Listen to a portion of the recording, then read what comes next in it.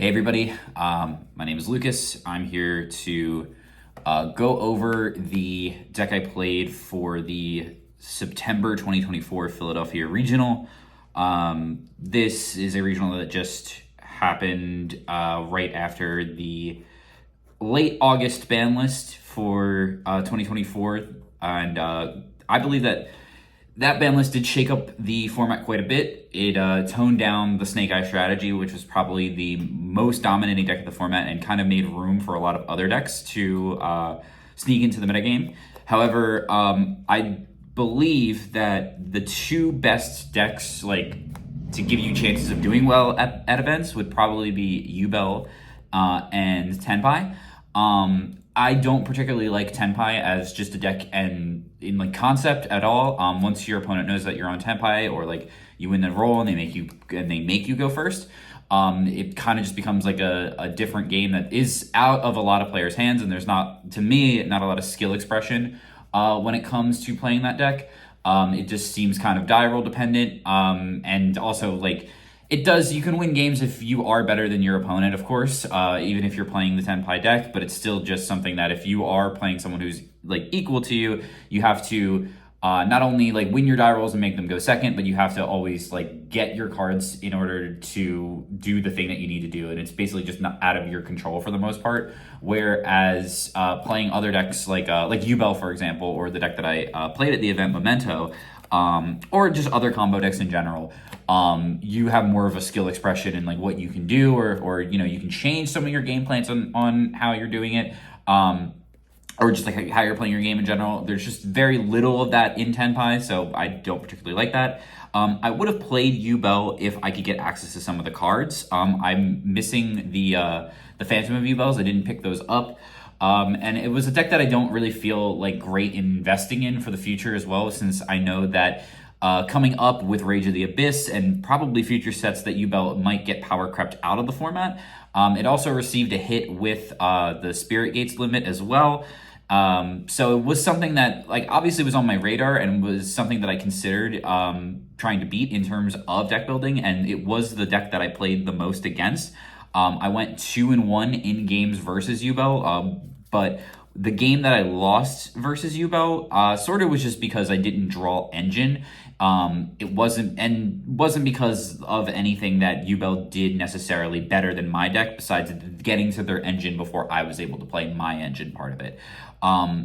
Otherwise, I felt pretty confident in the matchup because I built my deck designed to basically try to handle both the Tenpai and Yubel matchups, and therefore beat every other matchup, because those matchups are sort of like all the cards that I'm playing cross over into every matchup in the format. So yeah, that's what I decided to go with. I was really stressing this event because I was coming off of a couple of poor performances in local tournaments that were kind of like high stakes. I was trying to play some experimental decks as well.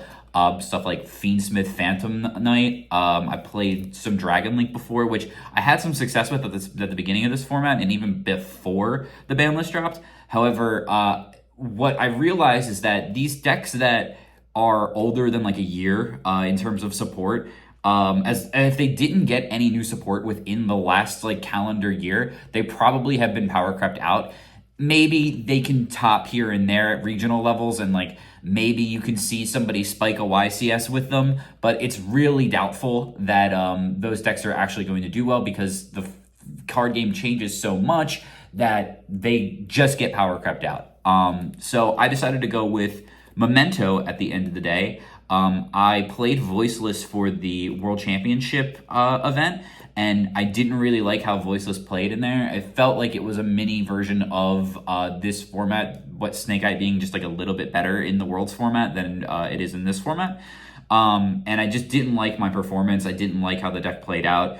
And I mean, like, I was a Voiceless believer when it first dropped, and then after playing the deck a lot, it just seems like it's not really the right pick, at least maybe for me. Maybe other people can make it work, but it doesn't seem to be doing particularly well because it just gets power crept out by pretty much everything. Its ceiling is just not as strong as other ceilings in other formats here. And I also like combo decks a lot, so I decided to go with Memento. This is probably my favorite combo deck of the format right now. I was a hater of this deck before. Of all the Valiant Smasher decks, I like Valmonaco the most. But Memento is probably a close second because I seem to be doing really well with it. And I just particularly felt that it didn't really matter what combo deck that I picked, as long as, again, it was something that was that got support within the last year. This deck did get a lot better with Infinite Forbidden releasing. And yeah, I just felt like it put up a strong enough board that had a lot of interaction. You could do a lot of things versus them, versus any deck in the format. And again, I really tuned non-engine wise to beat decks like Tenpai and Yubel to begin with.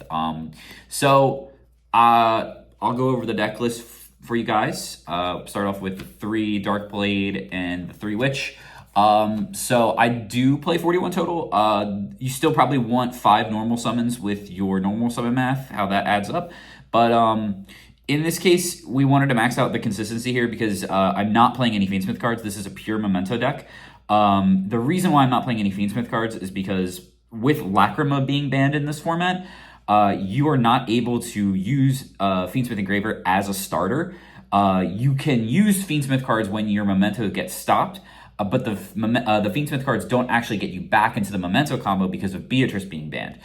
So the best thing that you do in that case is end on a DDD, or you end on Desiree, which, like, okay, that's cool and that's fine. And if you do go uninterrupted and you have Fiendsmith, then you can do your end board and then do Fiendsmith combo and end on a DDD. But if you do that, you're already you've already been playing the game, so you already should be winning anyway. It's just icing on the cake.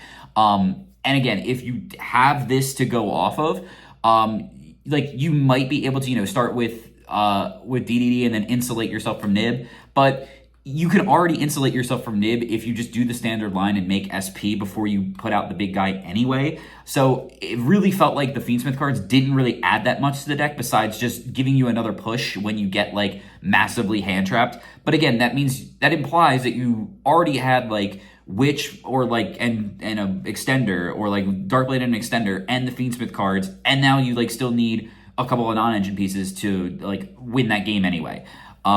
So I decided we're not going to play any of the Fiendsmith cards. We're just going to play better non-engine, and we're just going to try to max out the consistency of the Memento cards to begin with.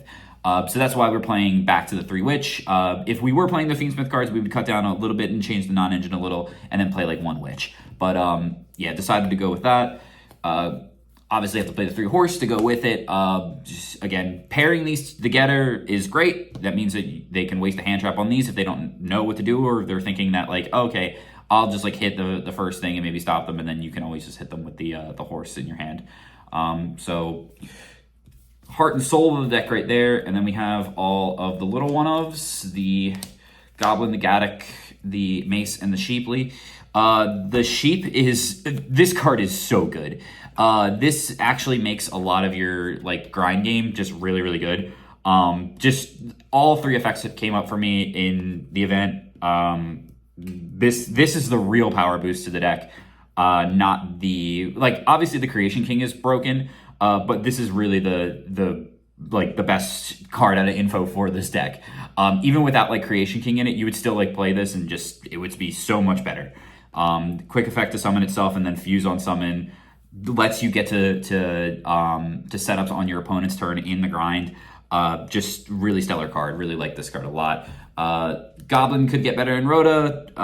This is not a starter right now. I guess it kind of is a starter because you could go this, destroy this, and then summon Gaddock and then get this and then add this back to do that. So it is a starter in a way. It's just not obviously the best starter.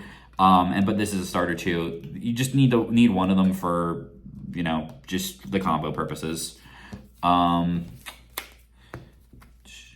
Play the Big Dragon. The Big Dragon is good. I use this a lot on the end boards. I try to keep it if I can. If I have enough bodies, I try to keep this on board or get it in the graveyard and then just destroy it with Bone Party or destroy it with Creation King.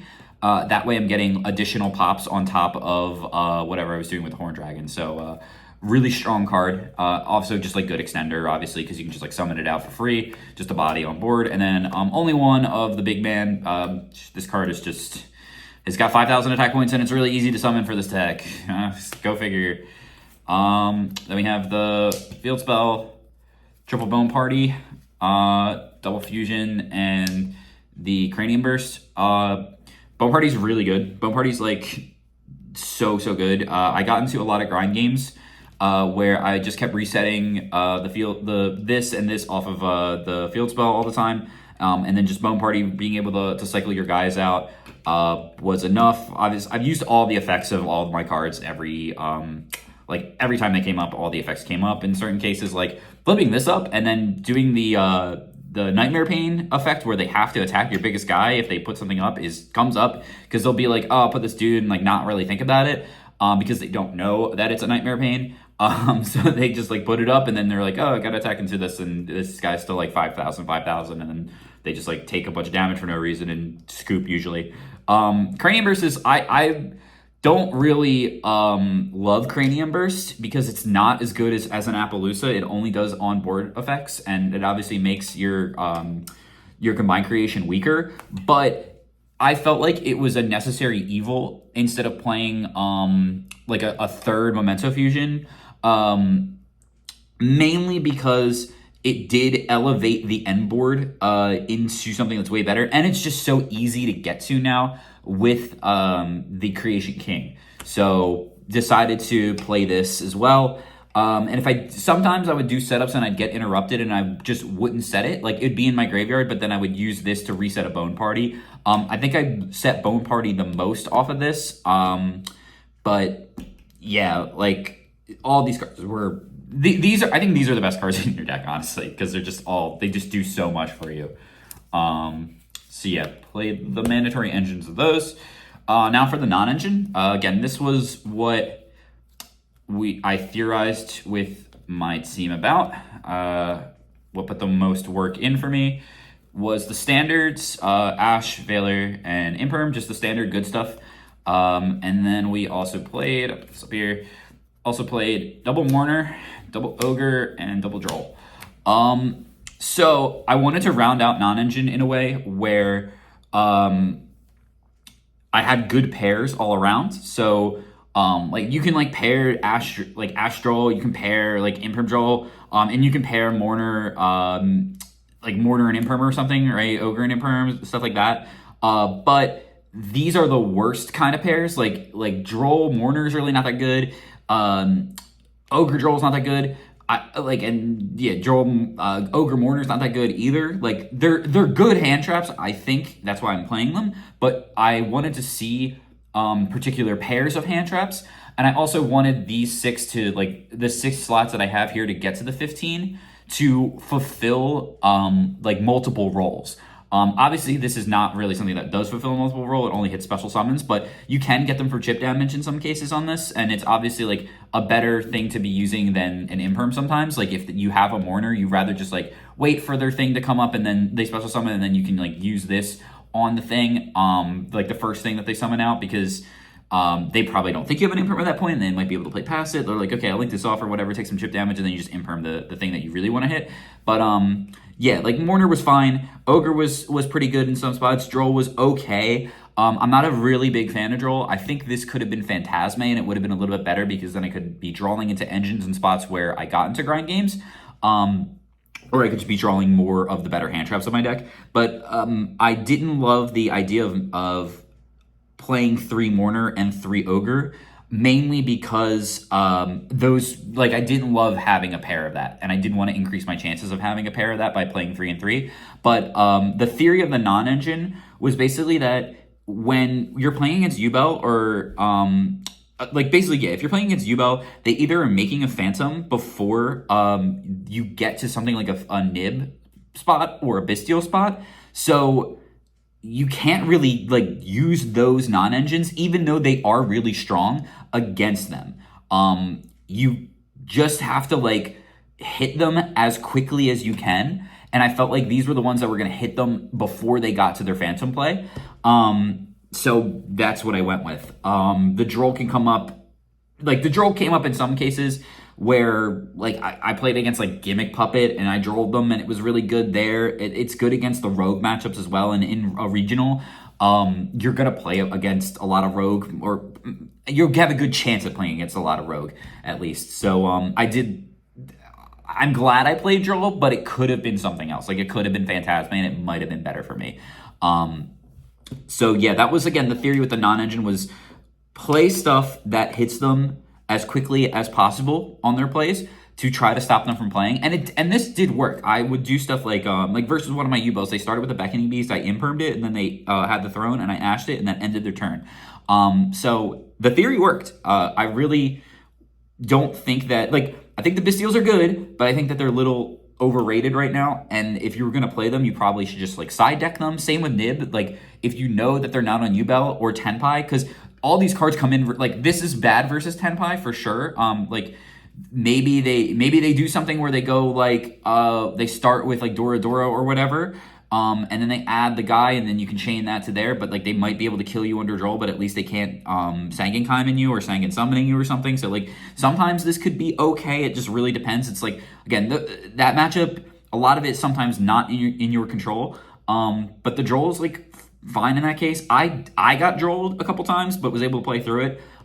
It's just some other times, like they like again versus a U-Bell player, he drolled me. I was gonna combo through it, but he had a Magnamut on top of that. So it was kind of funny because he had specifically Magnamut, and then the droll like that he used early in the turn cut him off of a search for Magnamut. So we got into the grind earlier than we should have because of that, because he wasn't able to do anything after spending all the cards in his hand. So I mean, droll's okay. It's not like stellar. I don't love it. But I'm glad I played it for this tournament.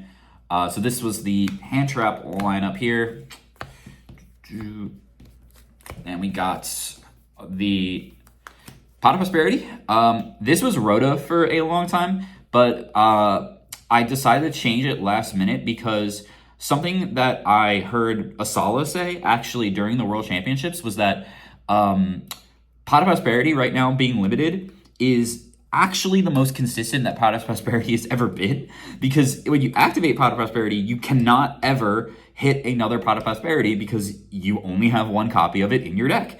And that actually really stuck with me, because if you get to this and you need an extender or you need a starter, you have a really high likelihood at hitting an extender or a starter.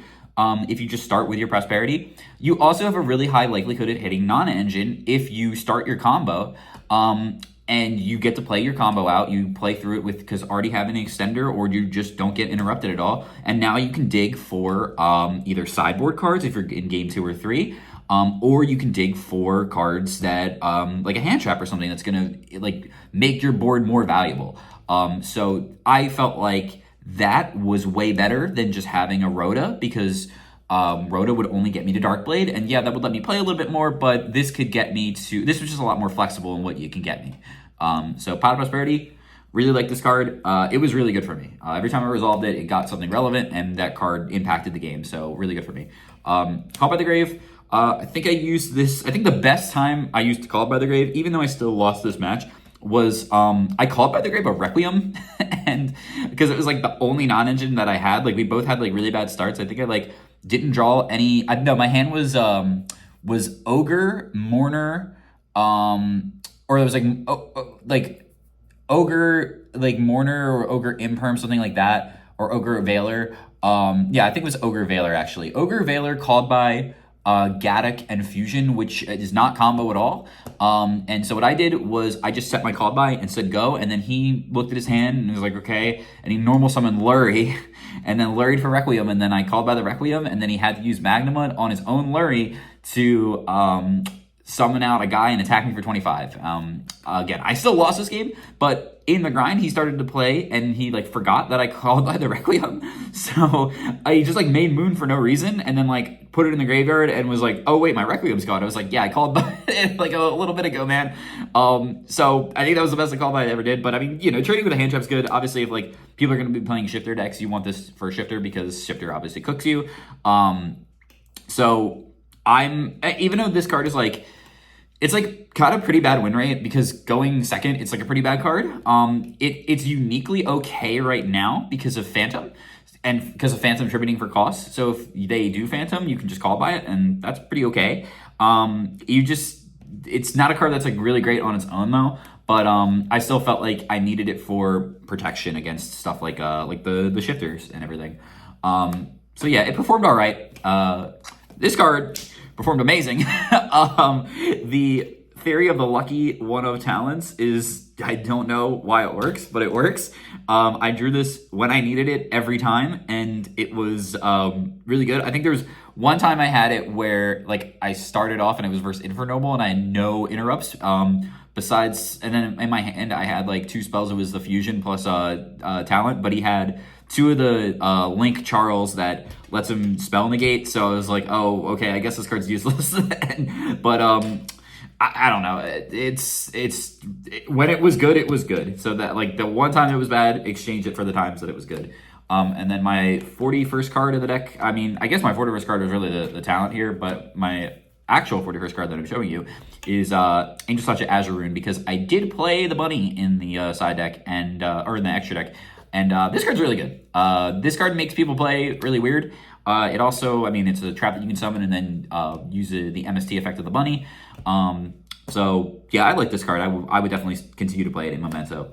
Obviously, sometimes what like Fiends for South was doing when you do play the Fiends for South, or if you play the bunny in some cases, like when you do get stopped, bunny kind of acts like Verte Anaconda, where you can just use 2 bodies to like make it, and then you get a thing, and then you can just pray that you're gonna survive. But with Memento, what's cool is you can just like, if you have good non-engine in your hand, sometimes like I was trying to get to boards where I would just leave my guys up because they're all just like ignition effects that you can activate once per turn. So if you just have them up, you're just gonna be able to like, if like you stop them with like a Veiler or like your good non-engine, like they might be able to kill one of your guys, but then you can just use the other guy to play next turn. So yeah, sometimes it just wouldn't even make money in that case. But I liked it as the option. It was definitely fine. For the extra deck, we have the Twin Dragon, necessary for the combos and for the engine of the deck. This card's really strong. It did come up where I actually kept it on board and attacked to banish something, so that was funny. But yeah, really strong card. I played a Magnum the Reliever. This is a card that you can make. You can banish Memento Fusions to pop with it, and you can also recycle your Memento Fusions to draw a card. But I played it because of the stats. It's a light fiend 28, so that's relevant. Show you why later.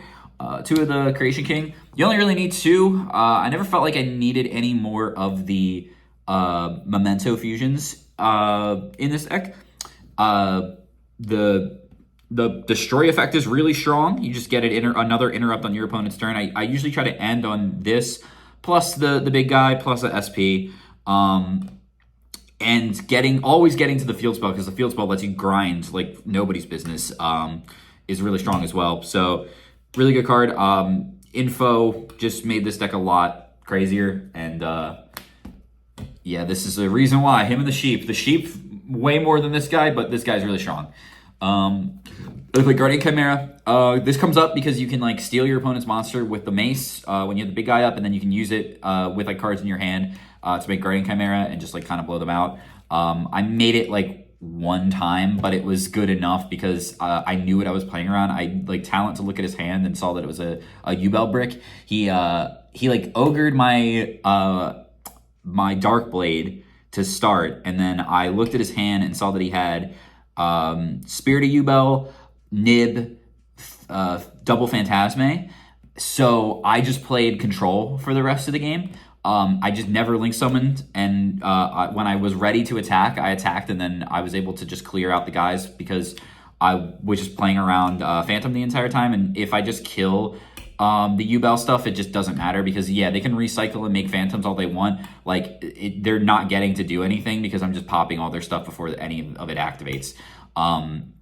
So I was able to like steal his Lurie when he tried to play with it, and just make Guardian Chimera with it in the before the end of main, and just draw into more engine, and then, I had a bunch of bodies on board, so I just killed them.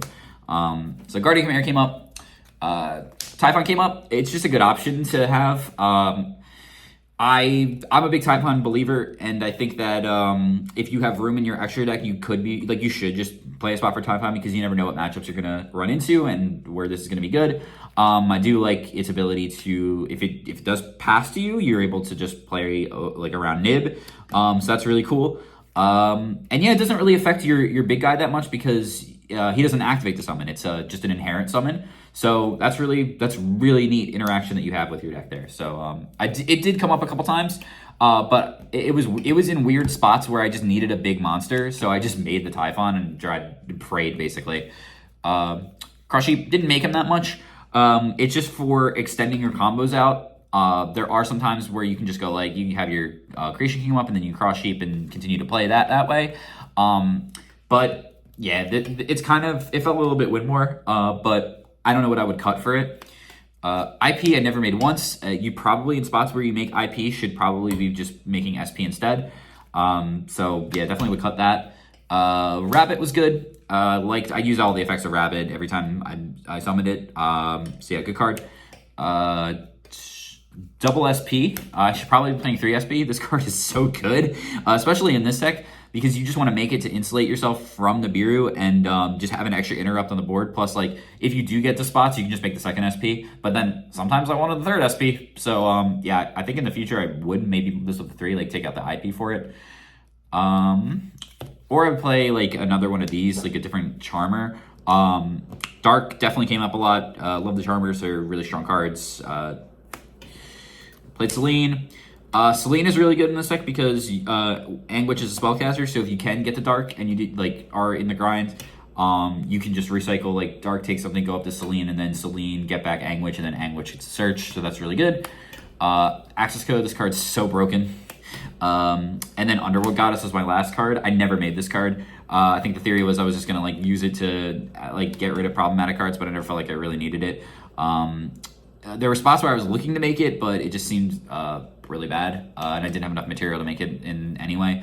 So yeah, probably play different utility cards, but overall, some of these cards are really great to banish off Prosp, so that was good. Now for the side deck, play Mulcharmy. Don't leave home without your Mulcharmies. This should be, I was a believer in side decking this card because you really only want it when you're going second for the most part, but some decks can get away with maining it. When I played Dragon Link, because your board is just like Seals Pass, you can main it. Tenpai can obviously main it because they're going second. So if you are a blind second deck, definitely main this card. But right now, this card is just really only good for going second. I think with the new one that's coming out in Rota, there's probably an argument to main that just because of how strong it is, that even if you do go first, it's just like whatever. They can maybe break your board first and then you can activate it. But yeah, this card's really good. Every time there were some times where I did resolve this card and I didn't draw any because they bricked, but other times I drew 2-3 cards off of it and it was really good every time. This card is a necessary evil, mainly because of the fact that your deck as a combo deck to do your main combo just takes a lot of time. It's not because of any kind of malicious, it's just the nature of the deck.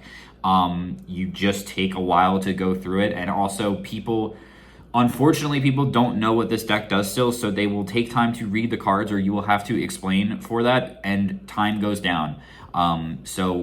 And even when they're playing their turn, you kind of want to do this anyway. I played against Gimmick Puppet, and it was game 2, and we were still had a lot of time left on the clock, and this card's really strong versus Gimmick Puppet. So he actually cross-added this, which is really good because he cross-added it and I had draw. So it was this was impactful. It was good for him to cross-add it, I think, in his mind, because if I didn't have draw on top of that, he would have comboed and maybe FTK'd, but I just had draw on top of it, so he picked the wrong thing to cross out. But I did, versus Infernoble, actually, I did use this, and got up to 32,000, so that was pretty crazy. But yeah, I felt like I needed it in this environment. And then for my tech card was Metaltronus. I'm a really big fan of Metaltronus. That is the reason why I am playing the Magnum reliever, because being a Fiend 28, you can Metal Tronus with a DDD, and they can't respond with the DDD to summon this out as a body. So I thought that was pretty good. Because by the time you are activating the horse, if they're going to use the DDD on the horse, you can chain Metal Tronus and then negate it, and then summon this out. So again, then you get an extra body, and then you're able to, just continue to play from there. Yeah, I wanted to say that this card was good for me, but I literally never saw it. I did side it in, but in the tournament, I just didn't ever get to resolve it because I just didn't see it. When I played it in the Dragon deck, it was pretty good, so I felt that it would be pretty good here, but again, didn't get to see it, so I thought the theory was good with it, but didn't see it at all. Then I got the cards for going second in the back row decks. Sometimes you side this in going first, especially versus like Tenpai or something. If they have the field spell, you kind of just want to Cosmic it out. You can also use Cosmic versus Nightmare Pain as well. And then Feather Duster for like other back row decks. You just kind of have to respect back row. Any sort of the back row decks. This is also for like Runic as well. I didn't play against any Runic, but it was like alive and well at this tournament. And then the trap cards, I played 2 blowouts, Anti-Spell Fragrance, and their Chameleon one. I didn't see their Chameleon one at all when I did side it in. Just didn't see it, and Anti-Spell did come up. I did activate Pot of Prosperity and then added the Anti-Spell versus a Snake Eye opponent, and that won me that game, so that was pretty good. And then I also side decked the Fracture Dance. This card is so broken versus Tenpai. This card absolutely dominates Tenpai. And there were some other times where I would want this over the Cranium Burst, mainly versus Tenpai, but versus like other decks that like commit to the board a lot, you definitely want this. Because sometimes like the other one just doesn't do enough for you, where you'd rather just get like bodies off the board instead. There might be an argument to main decking this as well, because at the very least, you can set this with a Memento, like if you draw it instead of the Cranium Burst, and that way like you just get like a 1-for-1 trade, which isn't bad. If you get into the grind, you're able to use this to reset it, so that's really good. And it also has a relevant graveyard effect where if you banish it in the damage step, you can I think you can do it in the damage step, I'm pretty sure. Yeah, I believe you should be able to, because it makes your monsters lose it. I could be wrong on that. But this card's really good. I really like Fracture Dance a lot. So that was the deck. I went 8-2 at the event. It was a 10-round event. Got 14th place overall. Again, my losses were due to, unfortunately, not getting Engine versus a U-Boat player, and just losing out in the grind in that situation. And then I lost to a Fire King Snake Eye, where I misplayed because I impermed his Ponix, and then he set a card, and I should have just assumed that he had Nib in hand, but I put enough damage on board to go for game, and didn't make SP, and then walked right into Nib. So it was a little bit of fatigue in that part I want to blame it on, but it definitely is my own mistake. And I should have just respected Nib, and I knew immediately. I was just looking at him he probably he just has to have it. I'm just going to try to kill him at this point. But I definitely could have won the game, or at least had a better shot at winning the game, if I just read the Nib, and I didn't. So shout outs, I guess, to Team Takeover, my team. Shout outs to everybody at Garden of Earthly Delights, best local in Philadelphia. Shout outs to Brandon, who helped me with this, with the non-engine idea, and basically was I told him I'm gonna probably be playing Memento at the end of this, even though we thought that Yubo was the best, and he just was just go for it, man. So shout out to Brandon, and then shout out to everyone in Brandon in Red and on I Don't Got It.